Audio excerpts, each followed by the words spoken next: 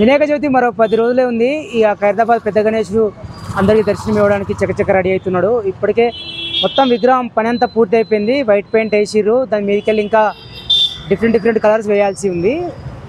వర్షం పడుతున్న కారణంగా ఏం చేసిరంటే వీళ్ళు మొత్తం అక్కడ పరదాలు కట్టిర్రు.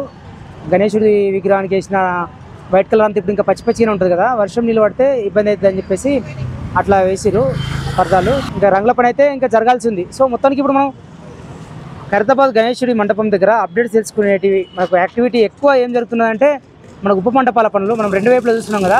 ప్రధానమైన విగ్రహానికి రెండు వైపులా ఒకవైపు ఏమో శ్రీనివాస కళ్యాణం, మరోవైపు శివపార్వతుల కళ్యాణం. ఈ వర్క్ అంతా స్పీడ్గా నడుస్తున్నది. ఫస్ట్ అవి కంప్లీట్ చేసిన తర్వాతనే ప్రధానమైన విగ్రహానికి గణేశుడి విగ్రహానికి రంగులు వేసే పనులు స్టార్ట్ చేస్తారు. ఒకసారి మనం అప్డేట్స్ ఉప మండపాలకు సంబంధించినవి అప్డేట్స్ తెలుసుకుందాము.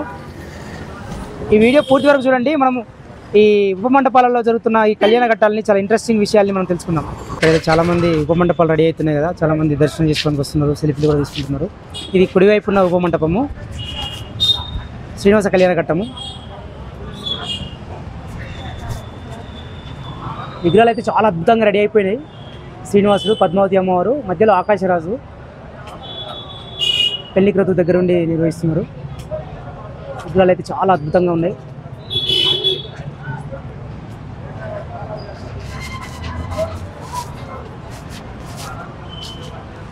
సో ఇక్కడ ఇంకా మన లోపల కూడా వర్క్ చాలా జరిగింది, మనం ఒకసారి చూద్దాము. ఇక్కడ మేజర్గా కళ్యాణ ఘట్టానికి సంబంధించిన విగ్రహాలేమో మనకు మట్టి విగ్రహాలు ఏర్పాటు చేశారు. ఆ తర్వాత పెళ్లికి వచ్చిన దేవతల విగ్రహాలు ఇట్లా మనకు మండపంలో పెయింటింగ్తో వేసారు. అక్కడ విగ్రహాలలా కాకుండా పెయింటింగ్ ద్వారా వేసారు. సో ఇక్కడ కూడా చూడొచ్చు సరస్వతి అమ్మవారు, తర్వాత ఇంకా ఇతర దేవతలు అందరూ పెళ్లి వేడుకను వీక్షించడానికి వచ్చినట్టుగా మనకు అక్కడ పెయింటింగ్ వేసారు. అదేవిధంగా మనకి ఇటువైపు శ్రీనివాస కళ్యాణ ఘట్టాన్ని వీక్షించేందుకు మనకు నారద మహర్షి, శివుడు, బ్రహ్మదేవుడు, వెనకాల ఇంకా ఇతర దేవతలు అందరూ ఆశీనులు అయినట్టుగా మనకు ఇక్కడ చిత్రీకరించారు. మొత్తానికైతే మండపంలో చాలా అద్భుతంగా కళాత్మకంగా తీర్చిదిద్దుతున్నారు, మనం చూడొచ్చు. ఇంకా ఇతర రంగులు వేయాల్సి ఉంది. అంటే ఇవి ఒకటేసారి అన్ని రంగులు వేయరు, స్టెప్ బై స్టెప్ ఉంటుంది అనమాట. అంటే ఒక స్టేజ్లో వేసిన రంగులు ఆరిన తర్వాత మళ్ళీ మిగతా స్టేజ్లో రంగులు వేస్తూ ఉంటారు. అట్లా ప్రాసెస్ నడుస్తూ ఉంటుంది. ఆభరణాలకు గోల్డ్ కలర్ వస్తున్నది. పద్మావతి అమ్మవారికి 4 చేతులు, 2 చేతుల్లో కమలము, ఇంకో 2 చేతుల్లో ఏమో కళ్యాణమాల పట్టుకొని ఉన్నారు. తర్వాత ఇక్కడ శ్రీనివాసుడు కూడా విష్ణుమూర్తి అవతారంలో ఉన్నారు. మనకు శంకు చక్రాలు, తర్వాత ఇక్కడ 2 చేతులు మామూలుగా ఉన్నాయి, ఆయుధాలు అయితే ఏం లేవు. చాలా ఆర్టిస్టిక్గా తయారు చేసిన విగ్రహాలని, చాలా హైలైట్ ఉన్నాయి. అట్లాగే మనము అటువైపు ఇప్పుడు ఇది ప్రధానమైన విగ్రహము రెడీ అవుతున్నది. ఇక్కడ కట్టెని ఏర్పాటు చేసారు. మనం కొంచెం ఇటువైపు లోపలికి వచ్చి చూడొచ్చు. పెద్ద గణేశ విగ్రహానికి మొత్తం వైట్ పెయింట్ అంతా వేసారు. ఇది బలరాముడి విగ్రహము.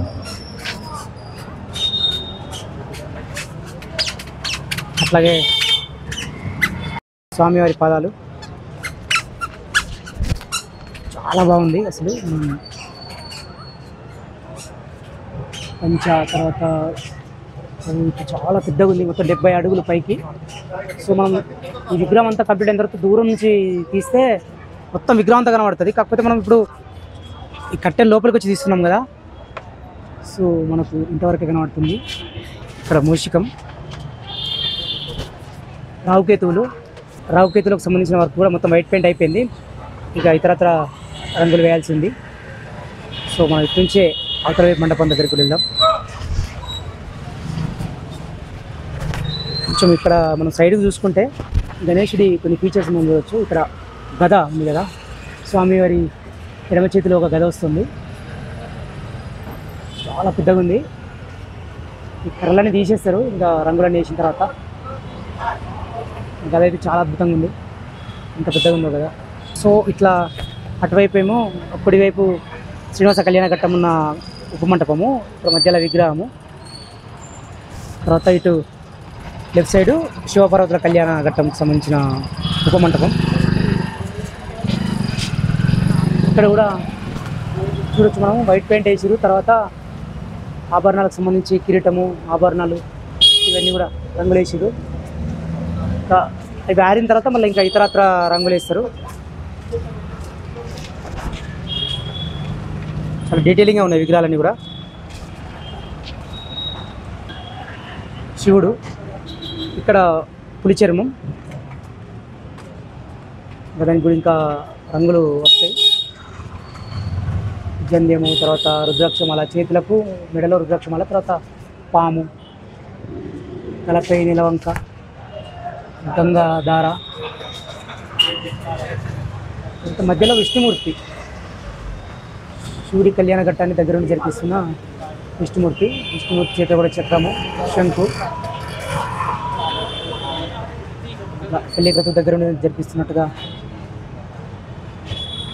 విష్ణుమూర్తి ఉన్నారు.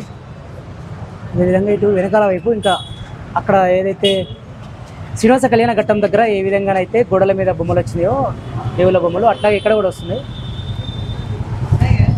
ఇక్కడ కూడా ఉన్నారు చూడొచ్చున్నాము. బ్రహ్మదేవుడు, నారద మహర్షి, తర్వాత ఇక్కడ ఒక రాజు, వీళ్ళందరూ కూడా మనకి ఇక్కడ గోడల మీద చిత్రలేఖనం వస్తుంది. చూడొచ్చు మనకి ఇంకా పెన్సిల్ వర్క్ అయిపోయింది. పెయింట్తో మళ్ళీ బొమ్మలు వేసి ఆ తర్వాత రంగులు వేస్తారు. ఇంకా ఇతర అన్ని రంగులు వేస్తారు. రఫ్గా వేసారు.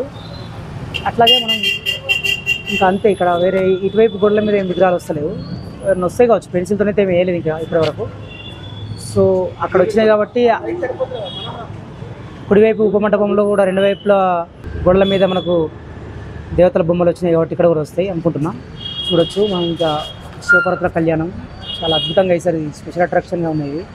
ఇట్లా మనకు ప్రధానమైన 70 అడుగుల గణపతి విగ్రహము, ఆ వైపేమో అటు ఉపమంటపంలో శ్రీనివాస కళ్యాణము, మళ్ళీ ఇతర వైపు శివపార్వతుల కళ్యాణము,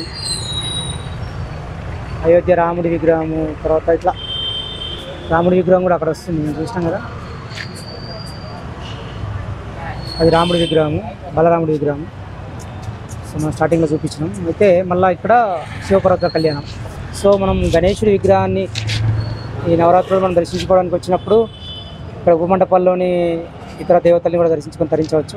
మనకు విగ్రహం పనులన్నీ కూడా రెడీ అయిపోతున్నాయి మొత్తం చకచక. చాలామంది భక్తులు కూడా ఇక్కడికి వచ్చేసి ఫోటోలు దిగుతున్నారు, మొక్కిపోతున్నారు. కొంతమంది అయితే ఇక్కడ కొబ్బరికాయలు కూడా కొట్టిపోతున్నారు. సో మనం చూస్తున్నాం కదా ఈ విగ్రహం పనులు ఏడాదాకా వచ్చినాయి, ఏం కథ అనేది మొత్తం అన్ని విషయాలు కూడా ఖైరతాబాద్ గణేష్ ఉత్సవ కమిటీ చైర్మన్ రాజ్ కుమార్ అన్న ఉన్నాడు. అన్న అడిగి తెలుసుకున్నాం. ఖైరతాబాద్ గణేష్ ఉత్సవ కమిటీ చైర్మన్ రాజ్ కుమార్ అన్న ఉన్నాడు.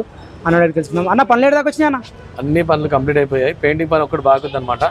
మరి ఇంకొక 1 వీక్లో మొత్తం పెయింటింగ్ పనులు కూడా కంప్లీట్ అయిపోయి వినాయకుడు భక్తులకు రెడీ అయిపోతారు.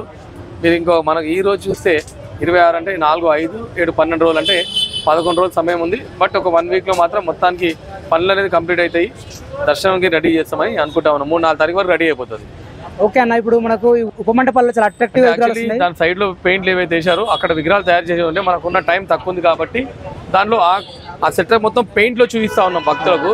ఈ సైడ్ లో ఉన్న విగ్రహాలు అనేది పెయింట్ లో అనేది ఆ రూపం భగవంతుడి రూపాలు చూపించడం జరుగుతుంది. కూడా చాలా అద్భుతంగా ఉన్నాయి అన్న. కళాకారులు ఎవరన్నా పేర్లు? ఇక్కడ నారాయణ అని వాళ్ళ టీం అనేది రెడీ చేశారన్నమాట. పెయింట్లు మాత్రం భీమేష్ అని, వినాయకుడి పెయింట్లు మాత్రం భీమేష్ అనే కళాకారుడు గొల్లెపాలెం కాకినాడ జిల్లా నుంచి వచ్చిన వాళ్ళైతే మాత్రం రెడీ చేస్తాం. ఓకే అన్న, మళ్ళీ రాముడి విగ్రహం కూడా ఏడాదికి వచ్చిందన్న. రాముడి విగ్రహం కూడా పని అయిపోయింది, మన అనుకున్న విధంగానే కంప్లీట్ అయిపోయింది. అది కూడా వర్క్ అవుతా ఉంది. మనకు పెద్ద గణేశుడి విగ్రహానికి వైట్ కలర్ అంతా అయిపోయింది మొత్తం. కేవలం ఇతర రంగులు వేయాల్సింది అంతే. వేయాల్సి ఉందన్నమాట. దానికి గోల్డ్ కలర్, ఎల్లో కలర్ వేస్తారు. గోల్డ్కి అట్లా లైన్గా అన్ని కలర్ వేసుకుంటూ ఉంటారు. మీకు ఒక్కొక్కటి వేసుకుంటూ పోతుంది. సుమారు 18 నుంచి 20 మంది వర్క్ చేస్తారు. ఒక రోజు తక్కువ కానీ సుమారు 20 మంది అనేది వర్క్ చేస్తూ ఉన్నారు. ఒక వారం రోజులు అయిపోతాయి అన్న మొత్తం పనులు? కంప్లీట్ వర్క్ ఖచ్చితంగా అయిపోతుంది. ఓకే అన్న, thank you, all the best అన్న. థ్యాంక్ యూ అన్న.